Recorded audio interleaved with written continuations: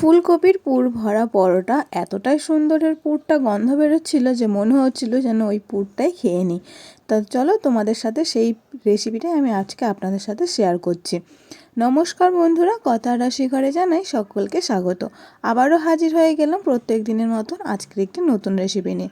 শীতকালে তো বাজারে অ্যাভেলেবেল ফুলকপি, তাই ভাবলাম ফুলকপি সবসময় তরকারি বা মাছের ঝোল বা কোরমা কেন বা খাবো, আজকে তাহলে একটু ফুলকপির পরোটা তৈরি হয়ে যাক।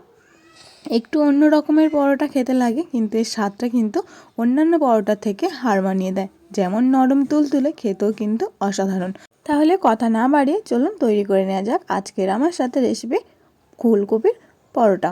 প্রথমে ফুলকপি আমি 3টে থেকে 4টে কোয়া নিয়েছি, নিয়ে জল দিয়ে ভালোভাবে ধুয়ে নিয়ে কিছুটা জল দিয়ে ওভেনে বসিয়ে দিয়েছি 2 থেকে 3 মিনিট মতন, জাস্ট ভাপিয়ে নেওয়ার মতন, ফুল সিদ্ধ করতে যাবেন না। এদিকে একটা ময়দা মাখাতে হবে, যেমন পরোটা আমরা বেলি বাড়িতে সেরকমই মানে মাখাই আর কি, সেরকমই মাখাতে হবে। তো প্রথমে আমি 2 বাটি ময়দা নিয়েছি, নিয়ে সামান্য লবণ, তেল, চিনি আর কালো তিল দিয়েছি। আপনারা এখানে জোয়ানও ব্যবহার করতে পারেন, তাহলে কি গ্যাস অম্বল থেকে দূরে থাকবেন। মানে ফুলকপি খেলে অনেকেরই গ্যাস হয়, কিন্তু জোয়ান দিলে সেই গ্যাসটা আর হবে না। এদিকে ময়দাটা মাখাতে মাখাতে ফুলকপিটা কিন্তু ভাপানো হয়েও গিয়েছে, ঠিক এরকমভাবে আপনাদেরকেও ভাপিয়ে নিতে হবে। তারপর ওভেনটা অফ করে দিয়েছি, আর এদিকে হাত দিয়ে ভালোভাবে জল দিয়ে আর কি হাতের সাহায্যে ভালোভাবে মিশিয়ে নিতে হবে ময়দাটাকে। আমি আর কি এক হাতে তো হচ্ছিল না, তাই জন্য ক্যামেরাটা সামনে রেখে এভাবে দিচ্ছি, কারণ এক হাতে ক্যামেরা আর এক হাতে তো ভিডিওটা করা সম্ভবই হচ্ছিল না। তাই যে প্রসেসগুলো আর কি এক হাতে সম্ভব নয়, সেইগুলোকে এরমভাবে রেখে দিয়ে আমি করেছি ভিডিওটা আর কি। তারপর ময়দাটা আমার মাখানো হয়ে গিয়েছে, ওপর থেকে একটু সাদা তেল ব্যবহার করে দিয়েছি, যাতে কিছুক্ষণ রেস্টে রাখার পর ওপর থেকে যাতে যে একটা শুকনো ভাব হয় সেই শুকনো না যায়, তার জন্যই ওপর থেকে তেলটা দেওয়া। তারপর একটি থালা চাপা দিয়ে আধ ঘন্টার জন্য আমি রেস্টে রেখে দিয়েছি। ততক্ষণ আমি পুরটা তৈরি করে নেব। যে ফুলকপিগুলো ভাপিয়ে নিয়েছিলাম সেইগুলো জল থেকে তুলে নিয়েছি, এভাবে হাতের সাহায্যে তো হচ্ছিল না, এতটাই গরম, তার জন্য একটি স্টিলের গ্লাস নিয়েছি, নিয়ে আমি এভাবে থেতো করে নিচ্ছি। আপনারা চাইলে কাঁচা অবস্থায় গ্রেট করে নিতে পারেন, তবে সেই সময় কি সিদ্ধ করলে বা ভাপিয়ে করলে সেই কাঁচা অবস্থায় পুরটা আর পাবেন না, তবে জলের সাথে একদমই মিশে যাবে, তার জন্যই আর কি গোটা অবস্থায় দেওয়া। আর যদি আপনারা চাইলে কাঁচা অবস্থায় গ্রেট করে করতে পারেন না, ভাপিয়ে না নিয়ে, তবে কি বলুন তো, ফুলকপিতে একটু গন্ধ থেকে থাকে, তার জন্য একটু ভাপিয়ে নেওয়া। আর যে পোকামাকড় থাকে সেইগুলো জলে দিয়ে ভাপিয়ে নিলে কোনো রকম সমস্যা হবে না। তো তারপর ওভেনে কড়া বসিয়ে দিয়ে গরম হয়ে যাওয়ার পর সরিষার তেল দিয়েছি কিছুটা। তারপর আমি দিয়ে দিচ্ছি 5 ফোড়ন আর সামান্য একটা ছোটো যে মিডিয়াম সাইজের পেঁয়াজ আর 2 টুকরো টমেটো দিয়ে ভালোভাবে মিশিয়ে নিচ্ছি এবং তেলের সাথে ভাজতে দিচ্ছি।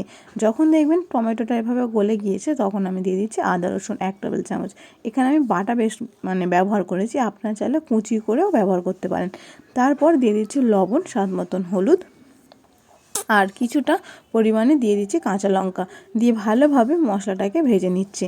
আর ওপর থেকে একটু সামান্য দিয়ে দিচ্ছি ধনে গুঁড়ো আর জিরে গুঁড়ো। আর এখানে আমি দিচ্ছি চাট মশলা, চাট মশলা ছিল না, তার পরিবর্তে আর কি মিট মশলাটা ব্যবহার করলাম। যদি আপনাদের হাতে চাট মশলা থেকে থাকে তাহলে চাট মশলাটা ব্যবহার করতে পারেন, দিলে কিন্তু ভালোই স্বাদটা আসে।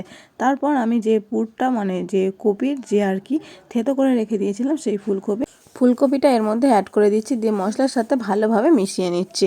মশলাটার সাথে যতক্ষণ মেশাবেন দেখবেন আস্তে আস্তে কালারটা চেঞ্জ হচ্ছে। আর ওপর থেকে একটু ঝালের যে গুঁড়ো ঝাল পাওয়া যায় সেই চিলি পাউডার ব্যবহার করেছি, এখানে চিলি ফ্লেক্স ব্যবহার করতে পারেন। তারপর দেখুন আস্তে আস্তে অনেকটাই কালারটা চেঞ্জ হয়ে গিয়েছে। আর নামানো ঠিক আগে একটু 1 টেবিল চামচ মতন ময়দা দিয়ে দেবেন, তাহলে কি পুরটা ভালোভাবে এঁটে যাবে। আর পুরটা যখন পরোটার সাথে বেলবেন তখন ফেটে যাবে না বা বেরিয়ে যাবে না, তার জন্য ওপর থেকে একটু ময়দাটা দেওয়া। আর সামান্য গরম মশলা ব্যবহার করছি ওপর থেকে। আর গরম মশলার সাথে আমি অবশ্যই একটু চিনি দিচ্ছি হালকা করে। একদম যদি আপনারা মিষ্টি পছন্দ না করেন তাহলে চিনিটা স্কিপ করতে পারেন। তো ভালোভাবে মশলাটা মিশিয়ে নিয়ে 2 মিনিট মতন একইভাবে কষে নিচ্ছি। তো মিডিয়াম টু লো ফ্লেমে কিন্তু পুরো রান্নাটা করবেন। তো কষতে কষতে এর পুরটা এতটাই সেন্ট বেরোচ্ছিল যে আমি লোভ সামলাতে পারছিলাম না, মনে হচ্ছিল পুরটা এই সময় খেয়ে নিই। তবে এই সময় খেয়ে নিলে তো আর হবে না, পুর ভরার পরোটাও হবে না। তাই জন্য ওভেন থেকে নামিয়ে নিয়ে ঠান্ডা করে নিয়েছি, আর কিছুটা ধনেপাতা কেটে নিয়েছি, গাছের ফ্রেশ ধনেপাতা, কারণ ওপরে কাঁচা কাঁচা দিলে কিন্তু ধনেপাতাটা গালে পড়লে আর কি এর স্বাদটা বোঝা যায়। তো যাই হোক, এদিকে ময়দাটা আমি মাখানো মানে যে রেস্টে রেখেছিলাম তারপর থেকে থালাটা তুলে নিয়ে ময়দাটা আরও একবার ভালোভাবে থেসে নিচ্ছি। যতটা ভালোভাবে করে থাসবেন পরোটাটা কিন্তু ততটাই নরম এবং সফট হবে। ততক্ষণ আপনারা আমার পরিবারে যদি নতুন হয়ে থাকেন তাহলে চ্যানেলটি সাবস্ক্রাইব করে নেওয়ার জন্য অনুরোধ রইল এবং পাশে থাকার জন্য বেল আইকনটি অতি অবশ্যই ক্লিক করে দেবেন, তাহলে সমস্ত ভিডিও প্রথম দেখতে পারবেন। তো যাই হোক, এদিকে লেচিগুলো কাটাও হয়ে গিয়েছে সবগুলো। এরপর আমি যে পুরটা রেডি করেছিলাম তার পাশে যে ধনেপাতাটা রেখেছিলাম সেই ধনেপাতাটা এর মধ্যে অ্যাড করে দিচ্ছি, মানে মিশিয়ে নিচ্ছি। আরও একটু যদি ফ্লেভার চান তাহলে কাঁচা পেঁয়াজ একদম ছোটো ছোটো করে কেটে এর মধ্যেও অ্যাড করে নিতে পারেন। যেহেতু পেঁয়াজটা আমি দিয়েছি পুরের মধ্যে তার জন্য আর কাঁচা পেঁয়াজটা দিলাম না, তবে ধনেপাতাটা দিয়েছি একটু খেতে ভালো লাগার জন্য।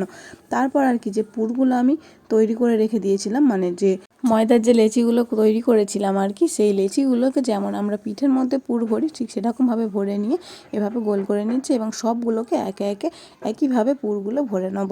তো দেখুন, আর এই সময় কিন্তু ময়দার লেচিটা একটু মানে অন্যান্য দিনে যেমন পরোটা করেন তার থেকে একটু বড় সাইজের রাখবেন, কারণ এটা বেলতে একটু অসুবিধা হওয়ার মানে সম্ভাবনা রয়েছে। একটু মোটা করে বেললে কি ভালোভাবে হয়ে যায়। আর কিন্তু এটা ঠান্ডা হয়ে গেলেও কিন্তু এটা নরম এবং সফটই থাকবে। যে অন্যান্য সময় যেমন মানে যে কোনো পরোটায় আমরা করি না কেন তখন যেটা শুকিয়ে গেলে মানে যেটা ঠান্ডা হয়ে গেলে আর কি, ঠান্ডা হয়ে গেলে যেটা মানে শক্ত মতন হয়ে যায় সেই শক্ত ভাবটা আর হয় না কিন্তু। তাই একটু মোটা করে বেলার চেষ্টা করবেন আর একটু হালকা হাত দিয়ে প্রেস করে ভালোভাবে ঠিক এরকমভাবে বেলে নেবেন।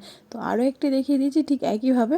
আর যদি বেলুন দিয়ে না বেলতে পারেন তাহলে এভাবে হাত দিয়ে একটু ট্যাপ ট্যাপ করে নিয়ে তারপর হালকা করে বেলুন দিয়ে বেলে নেবেন, দেখবেন তাড়াতাড়ি হয়ে যাবে এবং পুরগুলো কিন্তু বেরিয়েও যাবে না। তো এদিকে সসপ্যান কড়া আমি বসিয়ে দিয়েছি ওভেনে। সসপ্যানটা গরম হয়ে যাওয়ার পর আমি পুর ভরা যে পরোটাটা উল্টে পাল্টে প্রথমে আমি একটু সেঁকে নেবো হাত মানে তেল ছাড়া। তারপর সেঁকে নেওয়ার পর এদিক ওদিক হয়ে গেলে তারপর আমি সাদা তেল দিচ্ছি একদম যত সামান্য। আপনারা এখানে মানে তেলে ডুবিয়েও ভাজতে পারেন, তবে আমি একটু তেল কম দিয়ে আর কি পরোটাটা তৈরি করছি। আপনারা চাইলে এখানে তেল ডুবিয়ে কিন্তু পরোটাটা ভাজতে পারেন। তারপর এদিক ওদিক সেঁকে নিয়ে একইভাবে সব আলাদা যে পরোটাগুলো রয়েছে সেই সব পরোটাগুলো একইভাবে ভেজে নেব। বেশিক্ষণ লাগে না, 3 থেকে 4 মিনিটের মধ্যেই কিন্তু একটা পরোটা তৈরি হয়ে যায়।